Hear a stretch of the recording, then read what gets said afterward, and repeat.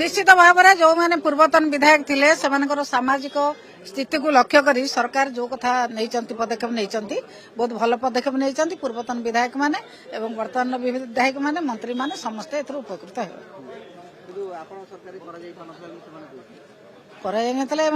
असुविधा कौन है आम सरकार जी बढ़ाया कथा आर्थिक अवस्था को देखिए जी बढ़ावा कथा बढ़ाई एम बढ़ाई असुविधा तो किसी ना हाँ धन्यवाद कौन देवी स्वागत कर बिल की स्वागत कर समर्थन कर धन्यवाद निश्चित भाव में जो मैंने पूर्वतन विधायक थे सामाजिक स्थिति को लक्ष्य कर सरकार जो कथा नहीं पदक्षेप नहीं बहुत भल पदक्षेप नहीं पूर्वतन विधायक माने एवं वर्तमान विधायक माने मंत्री माने समस्ते एथर उपकृत हो